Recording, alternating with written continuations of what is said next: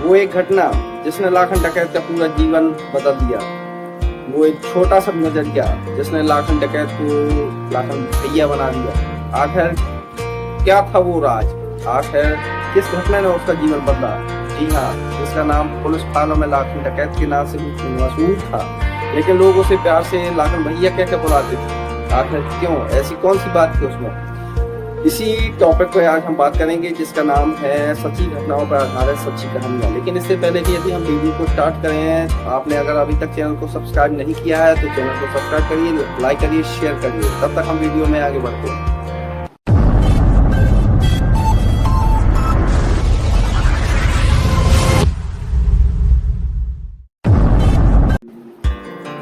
चंबल का बीहड़, चंबल की घाटियां, जहाँ रहता था लाखन डकैत। जी हाँ, 33 साल का नौजवान, कदकाठी में सांवला, बड़ी बड़ी आंखें, चेहरे पर छुरे का निशान, लाल गमछा पहने हुए। अक्सर वह बड़े घरों को लूटा करता था, बड़े व्यापारियों को लूटता था, बड़े लोग जो थे, सौदागर थे, उन्हें लूटता था। लेकिन उसने कभी आज तक कभी किसी गरीब को नहीं लूटा, कभी किसी मंदिर में नहीं डाका डाला था। कारण उसकी माँ मरते समय कह गई थी, बेटा चाहे डकैत बन जाइयो, लेकिन किसी गरीब और देवता के घर डाका नहीं डालना, क्योंकि हमें मुआवजे वहीं से मिलती थी। लेकिन एक दिन हुआ यूं कि उसकी गैंग में सबसे छोटा लड़का, जिसका नाम था तेजी, पुलिस मुठभेड़ में गोली का शिकार हो जाता है। अब वह जिंदगी और मौत के बीच से झूल रहा होता है और लाखन डकैत उसे बड़े अस्पताल में भर्ती कराता है, जहाँ उसका इलाज का खर्च 12 लाख रुपए आता है। जोड़ तोड़कर 8 लाख रुपए लाखन डकैत किसी तरह से एडजस्ट कर लेता है, लेकिन 4 लाख रुपए उसके पास कमी हो जाती है। तभी उसकी गैंग का एक कल्लू सरदार, जो कि उसका साथी था, वह लाखन को बताता है कि टीकमगढ़ के कल्याणपुर गांव में एक माँ काली का बहुत ही भव्य मंदिर है, जहाँ के राजाओं ने वहाँ पर 1.25 किलो सोने का मुकुट माता को चढ़ाया था। यदि हम उस मुकुट को चोरी कर लें तो हमारे बेटी का इलाज हो सकता है। लेकिन तभी लाखन कहता है कि माँ का मुकुट चुराना सबसे बड़ा अपराध है। तो कल्लू कहता है कि इसमें अपराध की क्या बात है, जब बिरजू सही हो जाए तो माँ का जितना लिया था उतना लौटा देना। अंत में सबकी सहमति से दिन निश्चित होता है दीपावली की अमावस्या, क्योंकि वह मुकुट नवरात्र में उतार कर रख लिया जाता था और दीपावली के दिन ही माता को वो मुकुट पहनाया जाता था। सबसे पहले हम आपको ये बता दें कि लाखन आखिर पुलिस फाइलों में दर्ज क्यों था लाखन डकैत के नाम से। जैसा कि हमने बताया था कि वह बड़ी बड़ी चोरियां करता था, बड़े बड़े डाके डालता था, लेकिन कभी किसी गरीब को नहीं लूटा, कभी किसी गरीब को सताया नहीं, मंदिरों में चोरियां नहीं की, इसलिए लोग उसे प्यार से लाखन भैया कहते थे। अब अमावस्या की दीपावली की रात फिक्स होती है। जैसी तय समय की सीमा बनती है कि दीपावली की अमावस्या को सोने का मुकुट माता का चोरी किया जाएगा। उसी मंदिर के पुजारी, जो कि विश्वनाथ शास्त्री जिनका नाम था, उनको रात में माता का सपना आता है कि दीपावली की अमावस्या के दिन मेरा पुत्र आएगा, वह बहुत दिनों से भूखा है, उसको मेरे सामने अकेला छोड़ देना। विश्वनाथ शास्त्री जागते हैं घबराकर, आखिर कौन माँ का पुत्र कैसा भूखा है उनको समझ में नहीं आता है। तभी वह तहखाने में जाते हैं और वहाँ पर एक चने गुड़ की पोटली रख देते हैं और वह 1.25 मन जो सोने का मुकुट होता है चांदी के सिंहासन में उसके साथ बगल में रख देते।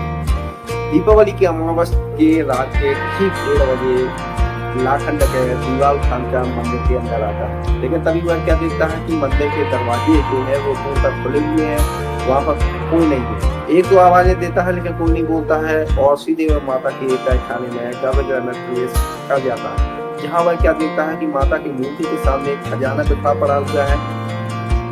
चांदी के सिंहासन पर एक 1.25 मन सोने का मुकुट रखा हुआ है और वहीं पर एक पोटली रखी हुई है जिसमें चना और गुड़ बंधे हुए होते हैं। जैसे ही वह मुकुट को हाथ उठाता है, उसे ऐसा महसूस होता है जैसे ठंडी हवा चल रही हो, मंदिरों की घंटी बजने लगी हो और पीछे से हल्की सी एक करुणामयी एक स्त्री की आवाज आती है, जैसे उसे लगता है उसकी माँ बोल रही हो, बेटा बहुत दिनों से भूखा है क्या तुम? उसके हाथ कांप जाते, वह चिल्लाता है, कौन है? तभी आवाज फिर से आती है, मैं वही हूँ बेटे जिसको तुम लूटने आया है। आखिरकार लाखन डकैत के हाथ कांप जाते हैं और वह मुकुट रख कर घुटनों के बल नीचे सर झुकाकर खड़ा हो जाता है। रोने लगता है, माँ पूरी बहुत बीमार है, अगर मैंने यह नहीं किया तो वह मर जाएगा, मुझे ले जाने दे, समय आने पर मैं इसका दुगना वापस कर दूंगा। तभी माता की फिर से आवाज आती है कि तूने मुझे दिया ही कब था जो तू वापस खड़े जा। तो लाखन डकैत कहता है, मेरे पास कोई चारा भी नहीं है, मैं तो चोर हूँ, आखिर कोई मेरे पास कोई उपाय नहीं है। तब माँ कहती है, आंखें बंद कर, उपाय है। जैसे ही वह आंखें बंद करता है उसको अपने जो अतीत होता है वह पूरा दिखाई देने लगता है। चारपाई पर लेटी हुई माँ उससे बोलती है, बेटा चोर न बनी, जिस दिन तू चोर बन गया उस दिन तू मेरा बेटा नहीं रहेगा। ध्यान रहे, यहाँ पर माँ ने कहा था कभी किसी गरीब को और देवता के यहाँ चोरी मत करना। लाखन जैसे ही आंखें खोलता है फिर से वही मूर्ति और खजाने को अपनी आंखों के सामने पाता है। तभी उसे पीछे महसूस होता है कि शायद पीछे कोई खड़ा है। पीछे कोई और नहीं बल्कि मंदिर के पुजारी ही विश्वनाथ शास्त्री खड़े हुए थे, हाथों में डंडे नहीं बल्कि हाथों में फूल की माला लेकर। लाखन डकैत और चौंक जाता है, अरे ये क्या, आपने पुलिस नहीं बुलाई? तो शास्त्री जी मालूम क्या बोलते हैं, पुलिस की क्या जरूरत है, एक डकैत पहली बार इसी माँ के आंखों में आंखें डालकर रोया, वो तो खुद एक न्याय है, यहाँ पर कानून की कोई जरूरत नहीं। तू ये सामान मन सोने का मुकुट ले और खाना खा और जाके इलाज कर। तभी लाखन डकैत कहता है, नहीं मुझे अभी ये सोने का मुकुट नहीं चाहिए, मैं कल ही सरेंडर करता हूँ और अपने पापों का प्रायश्चित करता हूँ और गांव वालों से चंदा करके जो भी मुझे मिलेगा उससे मैं अपनी बेटी का इलाज कराऊंगा। और इतना कहकर वह सोने का मुकुट चांदी के सिंहासन पर रख देता है और वह पोटली से कुर्चनी खाकर चला जाता है। दूसरे दिन कल्याणपुर थाने में लाखन डकैत का आत्मसमर्पण और पूरे गांव में हो हल्ला हो जाता है। अखबार मीडिया में सूत्रों में चर्चा का विषय बन जाता है। लाखन डकैत ने आत्मसमर्पण कर दिया, लेकिन वह सोने का मुकुट कहाँ है? पुलिस वाले पूछते हैं। वह बताता है कि सोने का मुकुट वहीं का जस का तस है। अंत में उसे कोर्ट में पेश किया जाता है। पूरी दलीलें सुनने के बाद अदालत भी उसे 1 साल की ही सजा देती है और जज साहब अपने फैसले में लिखते हैं जिसको स्वयं माता ने माफ कर दिया हो वहाँ कानून की कोई जरूरत नहीं। अच्छे चाल चलन के दौरान उसे 11 महीने बाद छोड़ दिया जाता है। जैसे ही वह जेल से छूट कर आता है माँ की शरण पकड़ता है। कहते हैं कल्याणपुर मंदिर में उस माँ काली के मंदिर में अक्सर 2 पहरेदार रहा करते थे, एक सरकारी और एक स्वयं लाखन।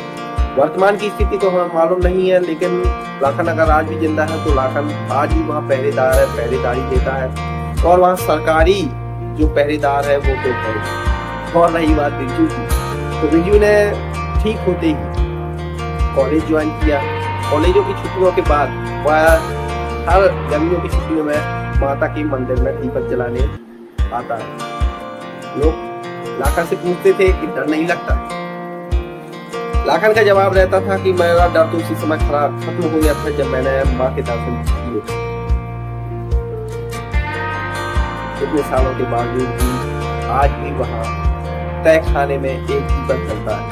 कहते हैं लोग कि ये वही दीपक है जिसको माँ काली ने स्वयं लाखन को दिया था। कहा जाता है उस दीपक में तेल की जगह उसका प्रायश्चित आज भी जल रहा है। माँ काली ने लाखन को मुकुट तो नहीं दिया लेकिन उसको नजर दी, जिससे उसका पूरा नजरिया बदल गया। और अभी चमत्कार एक और रहना बाकी। जैसे ही लाखन आत्मसमर्पण करता है दूसरे दिन वहां का जो प्रसिद्ध ज्वेलर्स था रमेश सोनी, वह आता है और पुजारी जी के सामने 12 लाख का चेक रखते हुए बोलता था 20 साल से माँ मुझे सपने में आकर बोलती थी मेरा मुकुट बहुत भारी है, हल्का कर। आज जाकर मालूम चला ये रहे 12 लाख रुपए बेटी के इलाज के लिए और मेरे शोरूम से 2% की कमाई कल्याणपुर अस्पताल के लिए हर साल जाती है। तो इस प्रकार से एक माँ की छोटी सी ममता ने, कृपा ने बहुत से लोगों का जीवन बदल दिया, यहाँ तक कि लाखों को भी बदल दिया। कहते हैं ना कि ईश्वर जिसको नजर दे दे उसका नजरिया बदल जाता है और जिसका नजरिया बदल जाता है उसका संपूर्ण जीवन बदल जाता है। तो ये थी सच्ची घटनाओं पर आधारित सच्ची घटना लाखन के बारे में। कैसी लगी कमेंट बॉक्स में कमेंट करके जरूर बताइएगा। अगली वीडियो में अगले भाग में हम फिर सच्ची घटनाओं पर आधारित सच्ची कहानी लेकर फिर से आएंगे। तब तक के लिए देखते रहिएगा नीरज 2.0 को और सपोर्ट करिए, सब्सक्राइब करिए अपने इस नीरज दीक्षित को।